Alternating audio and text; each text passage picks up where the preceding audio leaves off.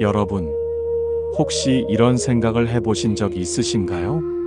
내 아이가 왜 나에게 왔을까? 수많은 사람 중에 왜 이 사람이 내 부모가 되었을까 하는 생각 말입니다. 우리는 부모와 자식의 관계를 당연하게 여깁니다. 피를 나눴으니 당연히 사랑해야 하고, 가족이니 당연히 함께 살아가야 한다고 생각합니다. 하지만 부처님께서는 이 세상에 당연한 것은 아무것도 없다고 말씀하셨습니다. 부모와 자식의 만남도 우연이 아니라 까마득한 과거부터 이어져 온 깊은 인연의 결과라고 하셨습니다. 때로는 은혜를 갚기 위해, 때로는 빚을 갚기 위해, 때로는 원한을 풀기 위해 우리는 부모와 자식이 되어 만난다고 하셨습니다. 오늘 여러분께 들려드릴 이야기는 전강 큰 스님께서 해인사에서 정진하실 때 직접 겪으신 일입니다. 이 이야기를 통해 우리는 부모와 자식의 인연이 얼마나 깊고 오묘한지, 그리고 그 인연을 어떻게 풀어가야 하는지 깨닫게 될 것입니다. 지금 자녀와의 관계로 고민하고 계신 분들, 부모님과의 관계가 힘드신 분들, 이 이야기를 통해 조금이나마 위로를 받으시길 바랍니다. 어느 날 한 중년 보살님이 젊은이를 데리고 전강 스님을 찾아왔습니다. 자신의 아들을 출가시키려 하니 꼭 받아달라고 간곡히 청했습니다. 당시 전강 스님은 한창 정진 중이라 제자를 받을 상황이 아니었습니다. 그래서 인근의 일화 큰 스님께 소개해드렸고, 젊은이는 일화 스님 밑에서 행자 생활을 시작하게 되었습니다. 행자는 늘 웃음을 잃지 않았습니다. 모든 일을 게으름 없이 해냈습니다.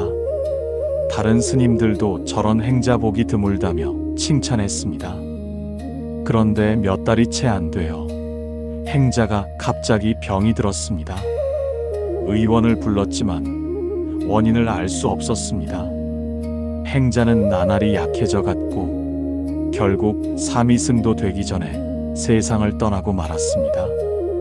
소식을 들은 부모가 절로 달려왔습니다. 어머니는 아들의 시신 앞에서 통곡했습니다. 아버지도 눈물을 흘렸습니다. 장례를 치른 후 일화 스님이 부모에게 말했습니다. 이렇게 짧은 부모와 자식의 인연은 전생의 인연이 겹겹이 쌓인 것입니다. 그 말에 아버지가 고개를 떨구었습니다. 한참을 망설이더니 떨리는 목소리로 입을 열었습니다. 10여 년 전 그들은 시골에서 작은 농사를 지으며 살았습니다. 닭 몇 마리를 키우며 계란을 팔아 생계를 이었습니다. 그런데 어느 날부터 계란이 사라지기 시작했습니다. 며칠을 지켜본 끝에 아내가 범인을 목격했습니다. 팔뚝만 한 구렁이였습니다. 아내는 이를 남편에게 알렸고, 남편은 그날 밤 닭장 근처에 숨어 기다렸습니다. 한밤중 구렁이가 나타났습니다. 남편이 움직이자 구렁이도 놀랐습니다. 그런데 도망가지 않고 오히려 남편 쪽으로 다가왔습니다. 놀란 남편은 옆에 있던 큰 돌을 집어들었습니다. 쾅! 몇 번 꿈틀거리던 구렁이는 곧 움직임을 멈췄습니다. 남편은 마을 사람들 눈을 피해 구렁이를 집 앞마당 살구나무 아래 깊이 구덩이를 파고 묻어주었습니다. 어쩔 수 없었어. 그렇게 스스로를 위로했습니다. 한 달쯤 지났을 때 아내가 이상한 꿈을 꾸었습니다. 살구나무 아래서 구렁이가 솟아올랐습니다. 아내는 안방으로, 건너방으로, 대청으로 도망쳤지만 구렁이는 계속 따라왔습니다. 결국 구렁이는 아내의 몸속으로 들어왔습니다. 꿈에서 깬 아내는 온몸이 땀으로 흠뻑 젖어 있었습니다. 그리고 며칠 후 태기가 있었습니다. 10달 후 건강한 남자아이가 태어났습니다. 아이는 특별히 이상한 점이 없었습니다. 오히려 말도 잘 듣고 똑똑했습니다. 부부는 안도했습니다. 아이가 5살쯤 되었을 때 아내가 또 꿈을 꾸었습니다. 이번엔 허름한 옷을 입은 노인이 나타났습니다. 노인은 살구나무 근처에서 걸어오더니 말했습니다. 이 집에 재앙이 있을 것을 막아주러 왔소. 하지만 듣기 싫으면 말하지 않겠소. 아내가 말씀해달라고 하자 노인은 고개를 저었습니다. 때가 되면 알게 될 것이요. 그리고 살구나무 속으로 사라졌습니다. 아이가 15이 되던 해 화주승 한 분이 마을에 왔습니다. 아내는 정성껏 공양을 올렸습니다. 그런데 스님이 자꾸 살구나무 쪽을 쳐다보며 말했습니다. 보살님, 이 집에 무슨 일이 있었습니까? 아내는 모든 것을 털어놓았습니다. 구렁이 이야기, 꿈 이야기, 아들 이야기까지. 스님은 조용히 듣고 있다가 말했습니다. 그 아이는 구렁이입니다.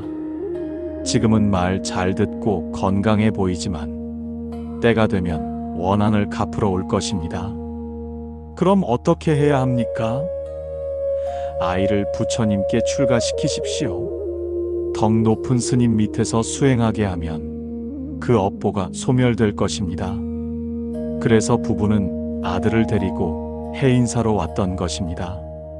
아버지의 이야기를 듣고 일화 스님은 고개를 끄덕였습니다. 슬퍼하지 마십시오. 이 아이는 이제 원한을 풀었습니다. 비록 짧았지만 부처님 공부를 했습니다. 예불을 올렸고 경전을 읽었고 스님들을 시봉했습니다. 그 공덕으로 다음 생에는 좋은 몸을 받을 것입니다. 훗날 전강 큰 스님께서 이 이야기를 전하시며 말씀하셨습니다. 인과는 반드시 돌고 돕니다. 하지만 그 인과를 어떻게 풀어가느냐는 우리의 선택입니다. 원한으로 풀면 영원히 끝나지 않지만 자비로 풀면 모두가 해탈할 수 있습니다. 여러분, 이 이야기를 들으시면서 어떤 생각이 드셨습니까? 혹시 그럼 내 아이도 전생의 원한을 갚으러 온 것은 아닐까 하는 두려움이 드셨을 수도 있습니다. 하지만 그렇게 생각하지 마십시오. 부처님께서는 우리에게 두려움을 주시려고 이런 말씀을 하신 것이 아닙니다. 오히려 우리가 맺은 모든 인연이 얼마나 소중한지, 그리고 그 인연을 어떻게 풀어가야 하는지 깨우쳐 주시려고 하신 것입니다. 부모와 자식의 인연은 이 세상에서 가장 깊은 인연입니다. 자바함경에서 부처님께서는 이렇게 말씀하셨습니다. 부모의 은혜는 하늘보다 높고 땅보다 깊다. 설령 자식이 한쪽 어깨에 아버지를 업고 다른 쪽 어깨에 어머니를 업고 100년을 다녀도 그 은혜를 다 갚을 수 없다. 하지만 동시에 부처님께서는 부모와 자식의 관계가 단순히 이번 생만의 인연이 아니라고 말씀하셨습니다. 우리는 무량겁 동안 윤회하면서 수없이 많은 생을 살아왔고 그 과정에서 모든 중생이 한 번씩은 우리의 부모였고 자식이었다고 하셨습니다. 지금 내 앞에 있는 이 아이가 혹은 이 부모님이 전생에는 어떤 관계였을지 우리는 알 수 없습니다. 하지만 분명한 것은 지금 이 순간 우리가 부모와 자식으로 만났다는 것, 그것 자체가 깊은 인연의 결과라는 것입니다. 그러니 그 인연을 소중히 여기십시오. 아이가 말을 듣지 않는다고, 공부를 하지 않는다고, 부모님 마음을 몰라준다고 원망하지 마십시오. 그 모든 것이 우리가 함께 풀어가야 할 숙제입니다. 여러분, 부처님께서는 부모와 자식의 인연에 대해 자세히 말씀하셨습니다. 우파세경에서는 부모와 자식이 만나는 4가지 이유를 설명하고 계십니다. 첫째는 보은입니다. 전생에 큰 은혜를 입었기에 그 은혜를 갚기 위해 자식으로 태어나는 경우입니다. 이런 자식은 부모를 지극정성으로 모시고 부모가 원하는 것을 먼저 알아서 해드리며 부모의 노후를 편안하게 해드립니다. 부모 입장에서는 이런 자식을 두어 참으로 복이 많다고 할 수 있습니다. 둘째는 보원입니다. 전생에 원한이 있어서 그 원한을 갚기 위해 자식으로 태어나는 경우입니다. 이런 자식은 어려서부터 부모 말을 듣지 않고 자라서는 부모의 재산을 탕진하며 부모를 괴롭히고 근심하게 만듭니다. 부모 입장에서는 이런 자식 때문에 평생 고생하게 됩니다. 셋째는 토체입니다. 전생에 빚을 졌기에 그 빚을 받으러 자식으로 태어나는 경우입니다. 이런 자식은 부모의 재산과 정성을 다 받아먹고 나면 떠나버립니다. 어려서는 부모가 온갖 정성을 다해 키우지만 자라서는 부모를 돌보지 않고 자기 갈 길만 갑니다. 넷째는 환체입니다. 전생에 빚을 받을 것이 있어서 그 빚을 갚으러 자식으로 태어나는 경우입니다. 이런 자식은 부모에게 물질적으로 풍족함을 가져다 주지만 정작 마음의 위로는 주지 못합니다. 부모는 자식 덕분에 편하게 살지만 자식과의 정은 깊지 않습니다. 여러분, 이 말씀을 들으시면서 혹시 내 자식은 어디에 해당할까 생각해 보셨습니까? 하지만 여기서 중요한 것은 우리 자식을 이 네 가지 중 하나로 분류하는 것이 아닙니다. 부처님께서 이런 말씀을 하신 이유는 우리에게 부모와 자식의 관계가 단순하지 않다는 것을 깨우쳐 주시기 위함입니다. 우리는 흔히 피는 물보다 진하다고 말합니다. 가족이니까 당연히 서로 사랑해야 하고 당연히 서로를 이해해야 한다고 생각합니다. 하지만 현실은 그렇지 않습니다. 때로는 남보다 가족이 더 미울 때가 있고 때로는 자식이 원수처럼 느껴질 때가 있습니다. 그럴 때 우리는 내가 뭘 잘못했길래 이런 자식을 낳았을까 하며 자책하거나 이 자식이 나를 이렇게 괴롭히다니 하며 원망합니다.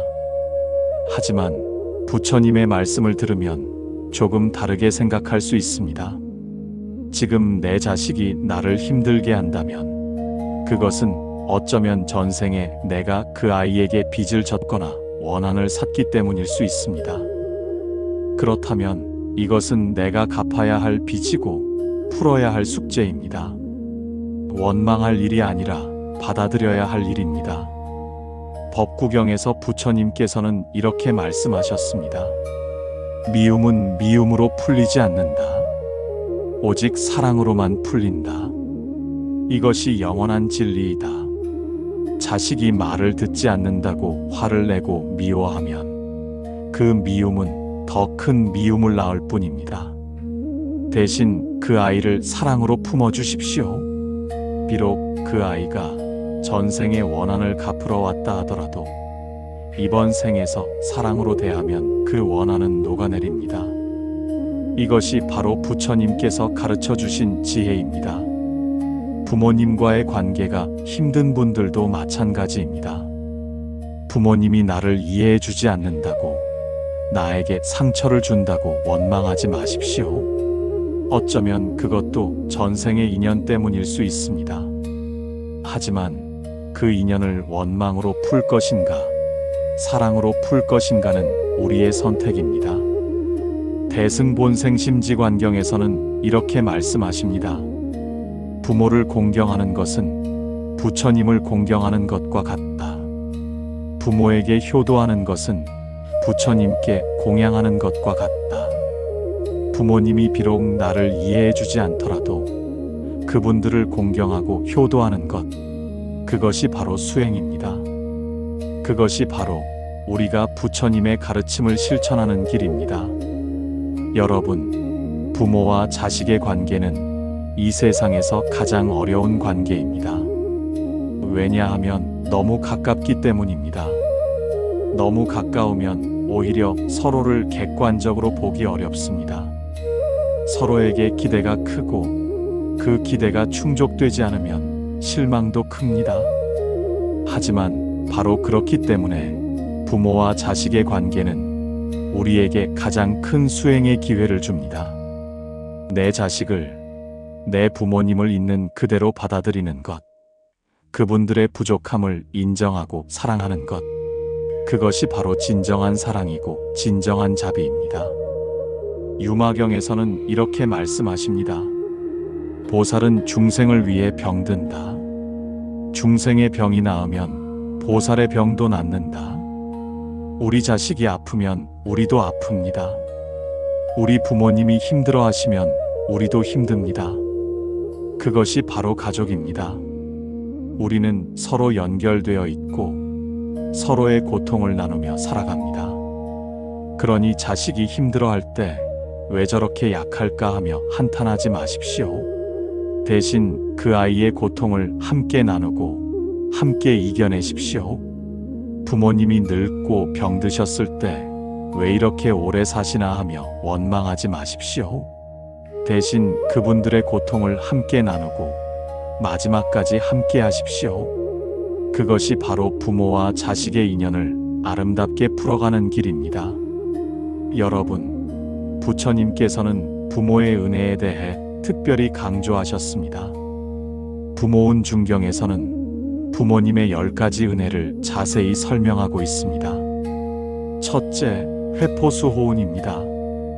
어머니가 10달 동안 아이를 뱃속에 품고 온갖 고통을 참으며 지켜주신 은혜입니다. 입덧으로 고생하시고 몸이 무거워 잠도 제대로 못 주무시면서도 아이를 지켜주셨습니다. 둘째, 임산수고운입니다. 아이를 낳을 때 죽을 만큼 고통스러워 하시면서도 아이를 세상에 내어주신 은혜입니다. 옛날에는 출산이 곧 죽음을 각오해야 하는 일이었습니다. 셋째, 생자망우운입니다. 아이가 태어나는 순간 그 모든 고통을 잊고 기뻐하시는 은혜입니다. 아이의 울음소리를 듣는 순간 그동안의 모든 고통이 사라집니다. 넷째, 인고토감운입니다. 쓴 것은 부모가 삼키고 단 것은 자식에게 주시는 은혜입니다. 좋은 것은 모두 자식에게 주고 자신은 남은 것으로 만족하십니다. 다섯째, 회건취습운입니다. 아이가 오줌을 싸면 마른 곳으로 아이를 옮기고 자신은 젖은 곳에서 주무시는 은혜입니다. 작은 것 같지만 이것이 바로 부모의 사랑입니다. 여섯째, 유포양육운입니다. 젖을 먹여 키우시는 은혜입니다. 어머니의 젖은 어머니의 피로 만들어집니다. 어머니는 자신의 피를 나누어 자식을 키우십니다. 일곱째, 세탁부정운입니다. 아이의 더러운 것을 씻어주시는 은혜입니다.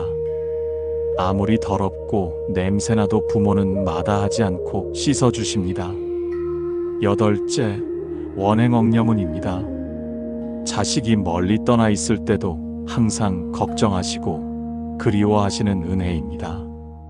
자식은 부모를 잊고 살아도 부모는 자식을 잊지 못합니다.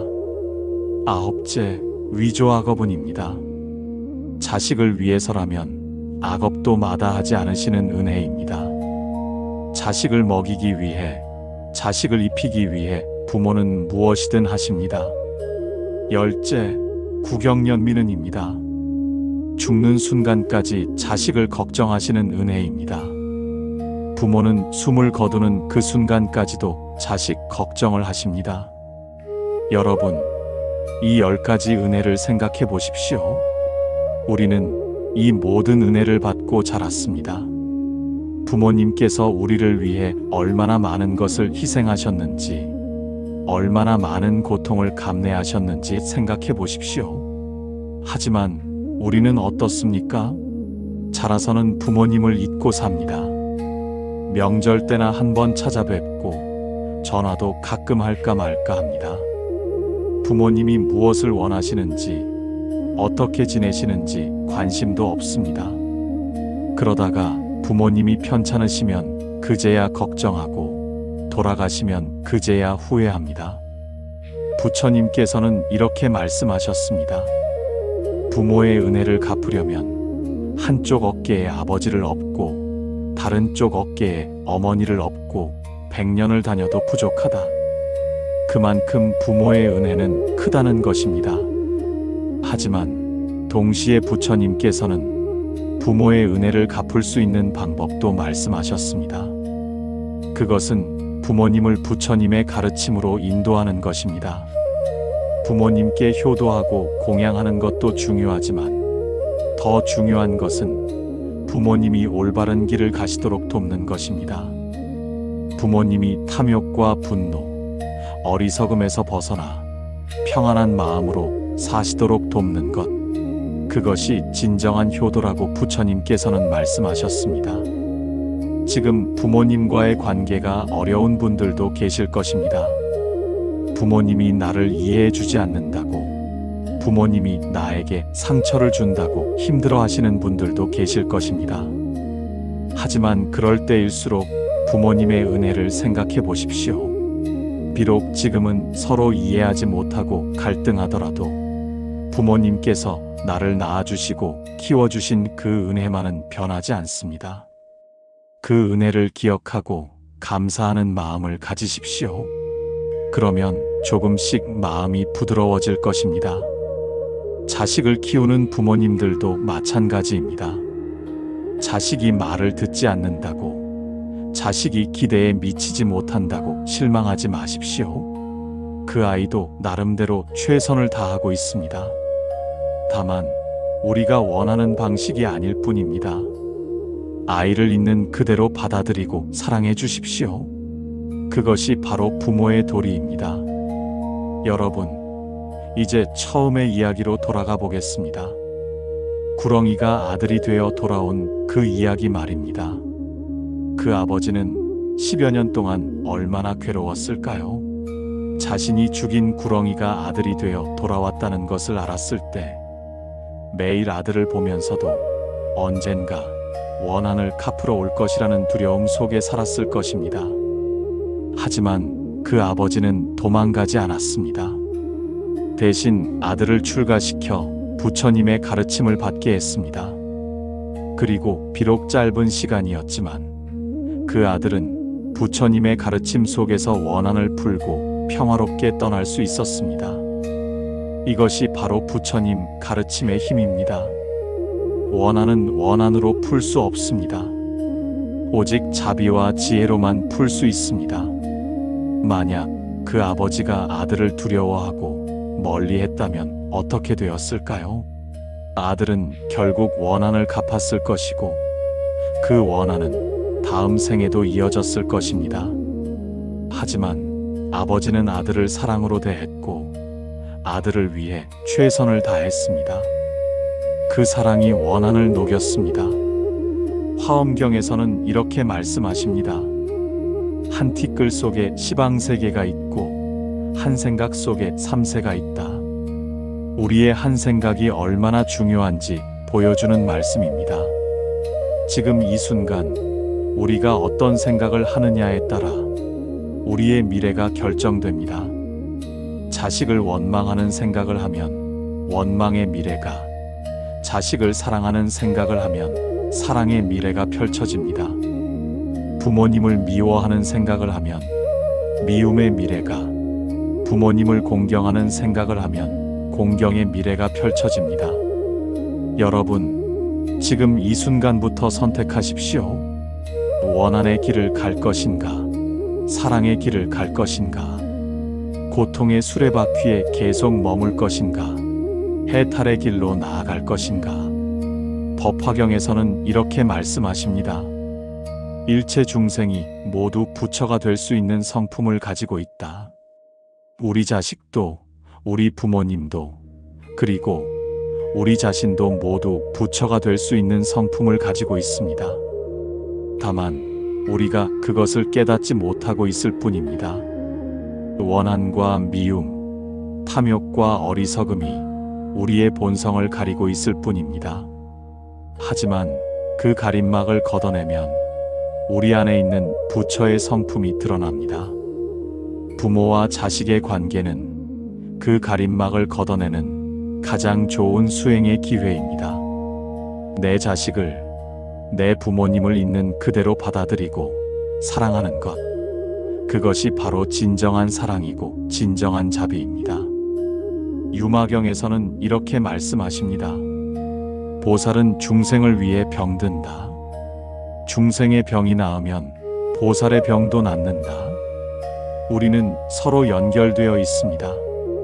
내가 고통받으면 내 가족도 고통받고, 내가 행복하면 내 가족도 행복합니다.